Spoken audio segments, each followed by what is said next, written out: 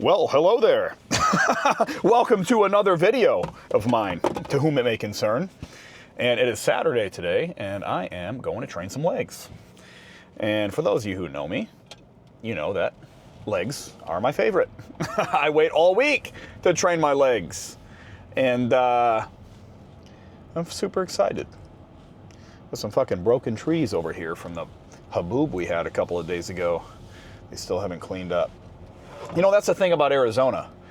And it doesn't rain a lot, but when it does, it comes down like a mofo. It's all at once. It's very severe, very intense. The wind was crazy, and it literally snaps trees in half. Like, we're talking not like little baby trees, like big old trees. Just breaks them right down the center. So yeah, today we got legs. Feeling pretty good. Had a couple of clients this morning. Yeah, I'm ready to go. Got my knee wraps. I had one meal this morning, and now I had like 3 of these little waffle things that I eat sometimes when I'm a little bit low on carbs. I actually just ordered some cyclic dextrin. For those of you who don't know what cyclic dextrin is, it is a carbohydrate powder that I prefer over maltodextrin or Carbolin or whatever other people use. I like cyclic dextrin personally. So it's a carb powder you drink while you work out, and essentially what that will do is give you some fuel while you're training, you know, give you some energy, and they give you some nasty pumps. And so I'm going to be having some of that just to increase my total carb intake. I may scale back on my protein just a little bit. I realized I was getting the bubble guts from having too much whey protein, which happens sometimes. And it's not that you got to take it out indefinitely, but sometimes whey protein is notorious for causing leaky gut, which essentially is a disruption in your microbiome and epithelial tissue in your stomach that causes you to start to leak bacteria and stomach acid through little pores. And it can cause all kinds of stuff: bloating, you know, gas, systemic inflammation, joint pain, fatigue, you know, all kinds of stuff. It just has an infinite number of, you know, negative side effects that can encompass that. But anyway, mainly it's a digestive problem. Don't want to get too off track here.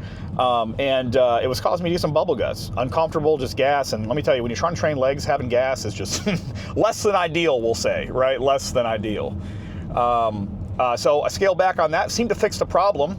Only having 1 shake per day now instead of 2, so I'm just going to have to replace that protein with something else.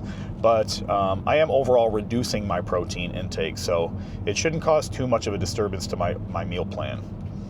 I just need to make sure I get enough carbs in, because there was probably about, you know, almost 100, probably 80-ish grams of carbs in that shake that I was having. So going to have to replace that in some way, shape, or form. I can't be losing out on that. So yeah, this is me just babbling, saying random shit, whatever comes to my head here. Take a sip of my little pre-workout here, wet the old whistler. And spilled all over myself. Wonderful. You know, Christmas is coming up if any of you want to get me a fucking bib. Damn, that ain't good, son. Wasting juice. Okay, so I'm about 4 minutes out from the gym right now. We're going to head there. I don't know how busy it's going to be today, because Saturdays are kind of hit and miss with this place. But I can only go during between 11 and 1 o'clock, because that is the filming times. But on Saturdays, sometimes it gets super fucking busy in there. It's like a nightclub. So I'm going to see how much I can get, you know. I just can't wait. I don't know why people skip legs. It's the best thing to train, you know? I actually hate training arms. I say this all the time. It's like the one muscles people love training the most. I'm like polar opposite in that regard. I want to train me some legs, baby. But all right, I'm not going to waste any more time babbling. I'm going to get to the gym, and I'll see you when I get there. Ah, yes. The good old Pap smear machine. Okay. Very uncomfortable to get in if you're from the male genitalia. Ooh. Oh. Ooh. What I like about this machine too is it's not just pushing out; it's actually pushing down on an angle. As you see, these don't just go outwards; they go out and down. So you're kind of getting like a tension that almost mimics the anatomy of the muscle itself, because it's more of an angular muscle. So, oh, ooh. Oh man. So I'll probably do a few sets here. So I'm not maxing this machine out. I'm just trying to get a lot of blood into the top of those glutes. And then some of the ones that help laterally rotate my legs out. So that way I can loosen the whole hip complex up. So when I'm doing any type of motion that's going to involve me using my legs for like a bigger pressing motion or like a hinging motion, I'm not going to get any tension in my lower back. So we're talking like a squat, talking like a reverse lunge, or even like a hip hinge, like an RDL. I won't feel as much tension going into my lower back, mainly the glutes. So a few more sets here, and then we'll see where the day takes us. Don't have a plan, just gonna go by how I feel. All right, now they got the glutes loose a little bit. I'm gonna start off with some hamstring curls. I wanna put a lot of blood into my hamstrings before I start doing some of my more glute pressing dominant motions. And the reason being is I like to pre-exhaust muscles that act as accessories or secondaries to certain motions. So what I mean by that is, my hamstrings, whenever I bend my knees, are going to become active. So when I'm doing like anything like a pressing motion, maybe I'm doing like a reverse lunge, like single leg, my hamstrings still come into play when I'm bending my knee and going backwards, but they're not the primary focus. But if I'm training both the glutes and the hamstrings in the same day, sometimes what I'll do is I'll exhaust the secondary. So that way when I do another motion where it's being utilized, it can also be used to its benefit, but also my body will think, I can't use this secondary to take some of the weight, so I want to focus it mainly on the muscle that should be its primary focus, okay? So I'll give you an example. If your forearms are fatiguing when you're doing a bicep curl, right?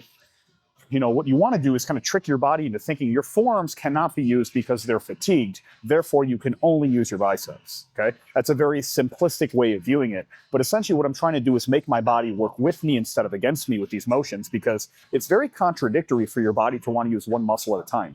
Your body wants to use many muscles to make a motion move, right? It is impossible to only use just one muscle, but I want to prioritize one muscle at a time. And that's what isolation training is to put all my focus into one part of my body at a time to help it grow, to stimulate it. So what I'll do is I'll exhaust my hamstrings because they are very big, and they try to come into my motions when I'm doing any type of hip hinging, or if I'm trying to do even type of like a pressing motion, mainly for my glutes that are like single leg oriented. So I'll exhaust them, put a bunch of blood in them. That way when I go to use my glutes, my body says, you know what, the hamstrings are cooked. Let's keep the weight off those. Let's use just the glutes instead. So that's a little trick for you. If you want to end up building a lot of like tissue in a certain part of the body and prioritizing and isolating it, you want to try to remove the secondary line of focus or the other secondary muscle groups that try to assist with that motion by pre-exhausting them in advance. So that way you can't help but use that primary glute that I'm trying to focus on. So let's jump into a few sets of this. Okay, let's talk about weights. Let's talk about how you decide whether a weight's enough or not, because that's a big question I'll get is how do you know if it's enough weight? And it's enough weight when it's hard to squeeze, but you could still feel it. We're not using the metric of can I complete the full range of the rep if it's explosive, if I'm using other muscles to help assist with that. What I'm trying to do is when I squeeze it, does that weight feel like it's enough weight to where I can maximize that squeeze without getting sloppy with my reps and using other muscles to support it? So when I pick a weight load, if I pick it up and I'm just moving it around, it may seem light to me. So when I'm trying to squeeze that muscle underneath the weight, that is a totally different focus. It's more of an internal metric. It's not an external metric. I'm not trying to, hit a rep range with a certain weight. Now I'm trying to squeeze a muscle so hard that I actually force it to grow. So what I use as a metric when I'm trying to pick weights is it heavy enough to where when I squeeze it, I can maintain form, but still feel it all in one muscle? And if it's too heavy and I can't feel it in just that one muscle, and I'm starting to use others to compensate, well, then it's too heavy. So when you pick weight, use that metric, okay? Focus on the feeling, not the finish. How do I make sure that I'm actually using the hamstrings to its fullest capacity? Or what's the range actually supposed to look like for that? Am I supposed to bring my heel all the way to my butt when I'm doing a curl? And the answer is no. You should not do that, because there does come a point of diminishing returns. So when you squeeze the muscle too much, you actually open up a joint. And if you open the joint too much, you're going to actually cause excessive strain inside that joint, and you're going to remove it from the muscle itself. And I'll give you an example. If I'm doing a bicep curl, what's my end range? My end range is when I feel my bicep peak at its most. I'm not trying to get my hand to touch my shoulder, because that's going to open up my elbow joint. And as a result of that, I may feel some residual tension or stress inside the elbow joint itself and feel less inside the muscle. So what I want to do is keep and maintain stress on that muscle. So for instance, when I'm doing a hamstring curl, I'm not trying to get my heel to my butt. If I get my heel to my butt, I'm going to open up my knee joint. And as a result of that, I may feel excessive stretching inside the connective tissue of my knee, or I may feel some of it start to translate into my calves, or I may feel some of the weight just kind of come off the hamstring because I've actually superseded its range of contraction. So I'm really trying to focus on the way it feels, okay? My contraction range is what I focus on. And once I peak it up and I feel my hamstring ball at the top, that's the end of my rep. I don't need to go any further than that. Okay, so when you notice I'm doing my hamstring curls there, when I go to get that squeeze at the top range, I'm not touching my butt. I'm going as far up as I can while maintaining that stress on the hamstring to make sure I continue its development. Anything past that point is going to be too much stress on the joints, and as a result, it has diminishing returns. One thing that I've always valued is looking impressive without lifting impressive weights. And it makes people look at you like, what the fuck's going on? Shouldn't you be lifting more than that? And it's interesting how a change in philosophy will completely change your progress. And once you make the shift from external metrics and weight and reps to feeling and sensation and contraction and squeeze, it completely fucking changes your results. And I'll see people constantly trying to fucking load machines up with weight, and they wonder why their legs aren't growing. It's like they're not even using half the capacity of the contraction that their muscle could experience if they just lighten up their weight and focus on squeezing. They're just so focused on banging up their joints and moving a bunch of weight that they're like, hey, why aren't I changing? It's like, well, you're not even training the right way. And to each their own. There's some people out there that they do lift heavy and they do see progress, but there also is genetic anomalies. There's some people that when they're 15, 16 years old, they have a fucking full 8-pack.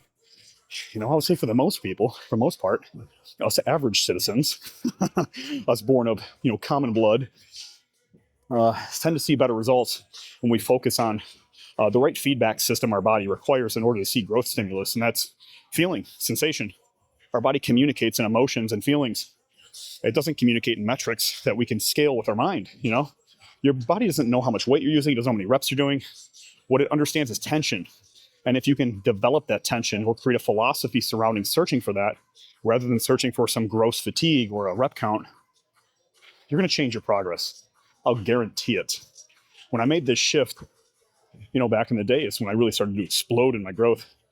And I was fortunate enough to be able to grow up around people who were in the bodybuilding space when I was young. And they kind of fostered this mindset of like, hey, don't focus so much on reps and weight and expense to your form, because you're basically running really fast in the wrong direction at that point, And if my ideal circumstance is to build muscle, and have longevity in mind, which means do this for a very long period of time, well, then I'm going to focus mainly on trying to keep my body healthy and focus on squeezing, each rep that I do rather than just trying to grossly move it through its range.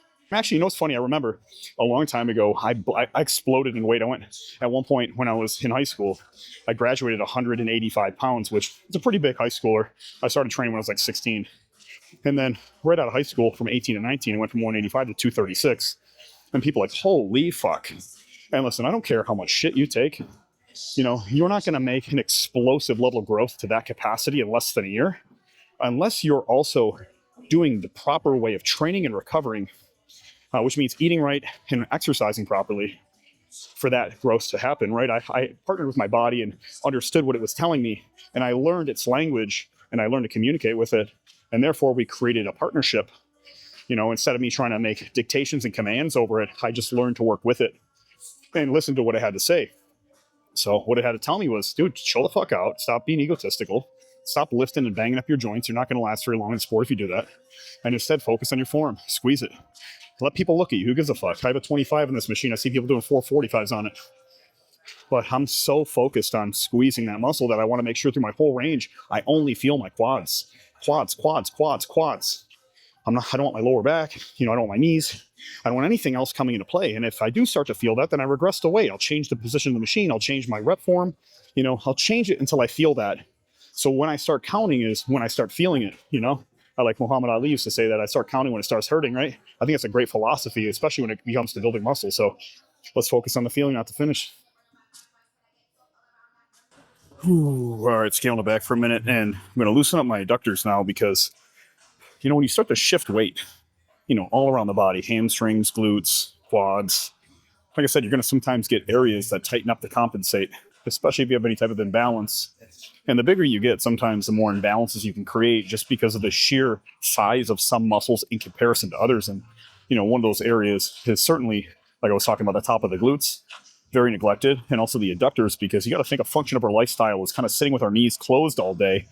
And when you're sitting with your knees closed like that, you're certainly going to start to contract that tissue and keep it locked for a very large majority of the day, especially if you're sitting down for work or something for 8 hours plus. Now, that isn't the function of necessarily what I do, but I certainly do have a little bit of imbalance sometimes when my adductors start to get real tight and they compensate and pull on my lower back just a little bit. It's nothing like debilitating, but I'll start to feel it develop, and then it will distract me from really focusing and putting a large amount of tension on one muscle that I'm trying to isolate. So scale it back. Sometimes, when I'm doing things so I don't like to create any type of plan for myself, because the body doesn't care what type of plan that you have. It's going to make changes and adjustments based on what it sees fit.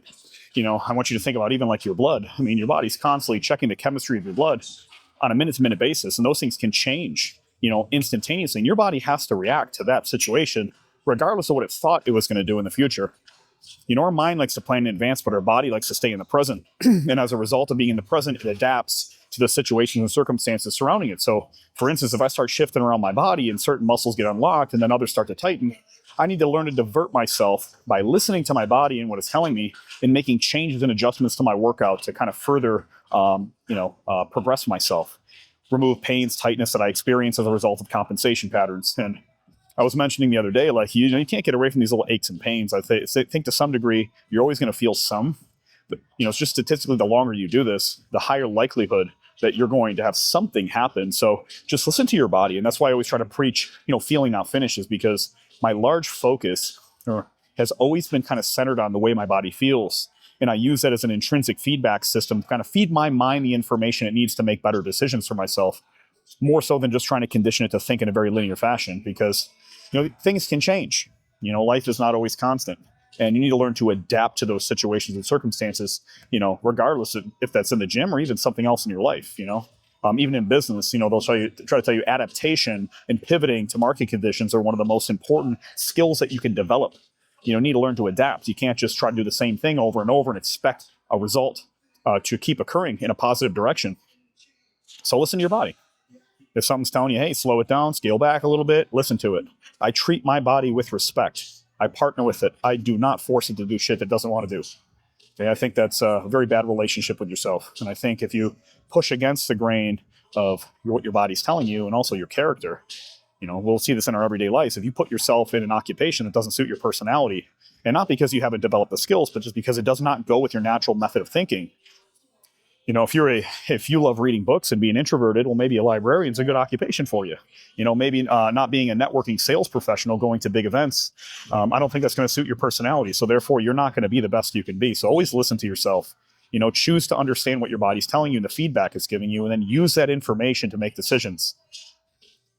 Listen to yourself, my friend. Respect your body.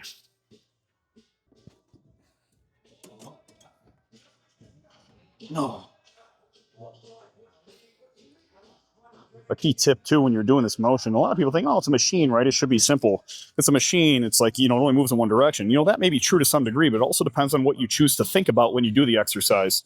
And what I like to think about is trying to rotate my knees internally, not just kind of pushing in, but also trying to take my knees and trying to rotate them into the pads. So that way I can actually take the natural grain of the muscle and contract it in the way it's naturally supposed to move.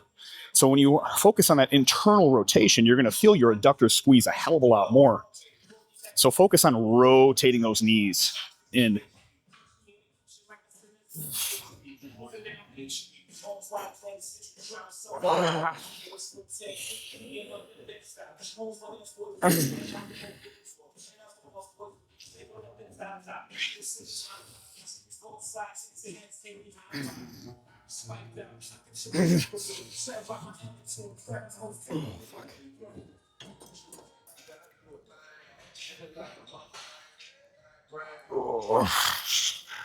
Fun fact, these are actually elbow sleeves. They're not even knee sleeves. And that's what you get when you're born with tiny little joints. And, it's probably part of the big reason why I'm not as strong as some people may look at me and think. Because a lot of strength also comes from articular space, which basically means where the bones meet, because, You know, when you load weight to a muscle, you got to, where's the muscle anchored to? It's anchored to bone, right? So the foundation, the skeleton, if that's not large enough to support the weight load, well, you're probably not going to be able to lift as much. Think about something with a really small platform like your knee. If you have a smaller femur and a smaller tibia, you have a smaller articular surface, which means the end of the bones where they meet together. And if that is smaller than someone who has much larger knees, obviously they're going to have a higher weight-bearing capacity. So I've always had very small knees, and as a result, you know, it does have an aesthetic appealing element to it because the muscles look like they're bellying into the tiny joint. However, it cannot support as much weight, at least theoretically. It's probably part of the reason why I don't push as much weight, but, you know, speaking to the other point, I care more so about the way I look than how strong I am. So now I'm going to do some split squats here. I'll finish up kind of like a split squat / reverse lunge. You know, I guess it really is largely depends. Is your foot anchored to a machine or not? And I don't know if I may just put it on this bench or I may just kind of step backwards. I'm just going to give it a minute to kind of recover from some of the other movements that I just did. I am starting to get a little bit of dryness in my hip, and that's because I probably have not had enough water before I train today. Usually I have probably close to 3/4 of a gallon down by the time I train. And today, since I only had one meal and I'm training a little bit earlier, I actually slept in today. I was thinking my sleep was going to compensate for my lack of energy that I normally have. However, I feel like it also took away time to eat and drink. So that's a trade-off for everything, I guess, right? All right, so we're going to do some split squats here. I'm going to do as a dumbbell. And when I do these split squats, what I'll do is the dumbbell that I'm holding is the leg that I'm stepping backwards with when I do like a reverse lunge. And reason being is because when you load weight to the inside of the leg, you know, that you're actually using, right? So if I have my left leg forward and I'm stepping back with my right foot, well, then my left glute is going to be loaded because it creates an internal torque, right? So my body wants to come to the inside because that's where the weight's going. It's kind of like if you stretch like this and you lean forward, you're going to feel your glutes stretch. So when I have a weight here and I step back into reverse lunge, it's kind of simulating that stretching motion when I go down. So I'm really loading my glutes to max capacity when I step into that reverse lunge. So I'm going to show you what that looks like. So I'm going to load this up with focusing mainly on it being a glute focused movement. You know, I could target my quads with the motion. It largely depends on where my knee position is and what I'm choosing to think about when I'm actually at the bottom of the range. And when at the bottom of the range, I'm going to focus on trying to push my heel through the floor, but staying really light on the rest of my foot. If I plantar flex and I push my foot into the ground, I'm going to activate my quad, and that's not what I want to happen because then I'm going to engage the quad itself, right? So if I push my toe into the ground, I'm going to feel my quad activate. I don't want that to happen. I want to try to sit behind my knee and not bring my knee towards my toe. So when I'm doing this, you're going to notice I have the dumbbell to the inside. I'm rotating it, torquing it into my glute, and I'm trying to sit behind the knee so I get a wide hinge motion. That way I get it more glute dominant than quad dominant. Am I even in the camera here? I have no idea. I guess that's going to have to be good enough. Okay. Son of a bitch. Yeah. Probably wondering what the fuck this thing is right here. Well, this is a part of the calf muscle that most people neglect. Something called your tibialis. It's a very front of your calf muscle. Have you ever heard of shin splints? People usually get this because this muscle ends up becoming underdeveloped because runners get really strong calves in the back because they're always using it. They're always pushing into the ground, doing something called plantar flexion. And that explosive motion creates a lot of like resistance essentially to build up inside the gastroc, which is the back of the calf muscle. And as a result, the front of their calves get very underdeveloped. It's kind of like, imagine if you always use your triceps, but you never use your biceps. You know, eventually you're going to get some sort of pain because there's a muscular imbalance. And that's what happens in the calves is people get shin splints right here because this muscle is underdeveloped. So you need to make sure that you're finding a way to train it. Oh, fuck, that hurts. Now, not everybody has access to this machine, but you know, you can order one online. It's called like a tib flexor machine.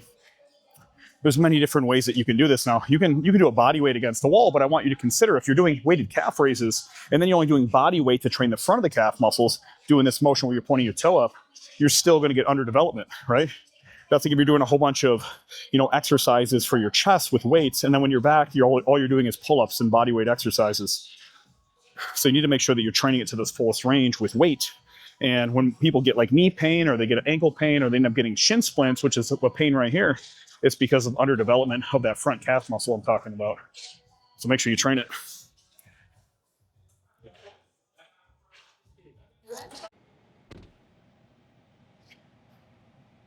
You know what's fucking hilarious? You know how you know you're in like Scottsdale?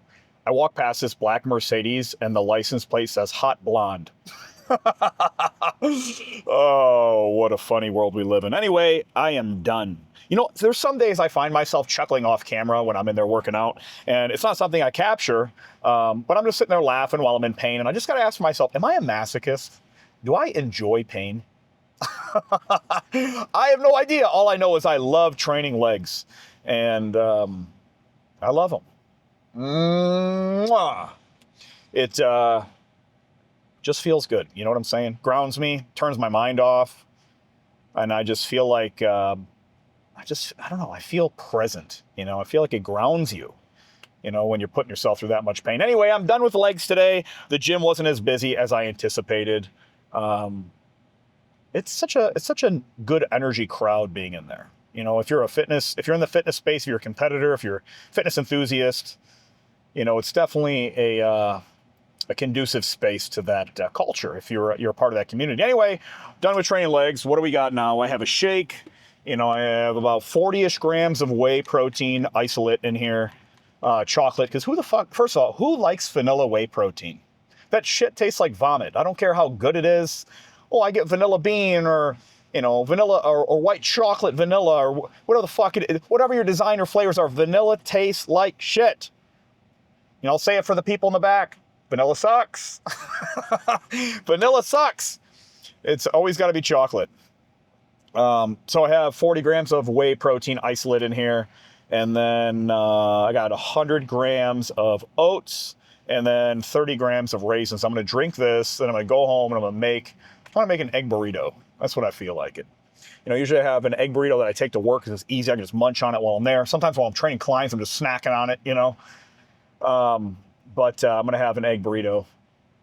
Maybe I'll have 2 egg burritos. I don't know. I think I earned it today. Yesterday, I ate a whole chocolate bar. Dark chocolate. And I wouldn't say I eat a whole chocolate bar in a day, a dark chocolate. Like it's like 80%. And I spread it throughout. I ate like, you know, half of it, you know, midday, and then I eat the other half of it at nighttime as like a little treat, a little snacky snack for myself.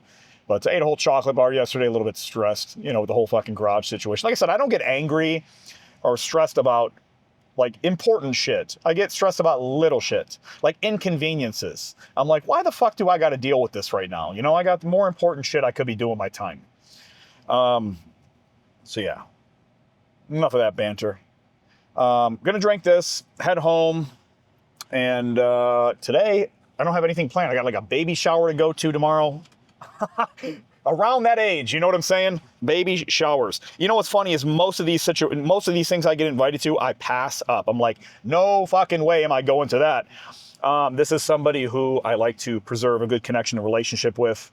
A good dude overall. So him and his fiance are having a kid, and you know, he manages a really nice restaurant in the area, so it's a good connection point too as well for networking and gonna show face, connect with some people. And then head out. And then tomorrow I also have my going away party that is for my team. And I already told, you know, one of my assistants, I'm like, no cringe shit. You understand? I don't want any cringe shit. I don't want to show up and everybody, like, if somebody jumps out of a cake like a midget stripper or something, or so everybody starts reading me little memoirs and stuff like that. No emotions. Give me a salutations. You know, hang out, have a good time, and that's good enough for me. All right, time to go home. I got to drink this shake. My blood sugar's running dangerously low, and I am feeling like a Parkinson's patient. So I'm going to head out of here. That's it for today. Thanks for watching. I hope you got some value. I spent a lot of time talking and less time working out, at least on camera. So hope you got some good content. Hope you got some good value. We got some good information, and I will see you on the next one.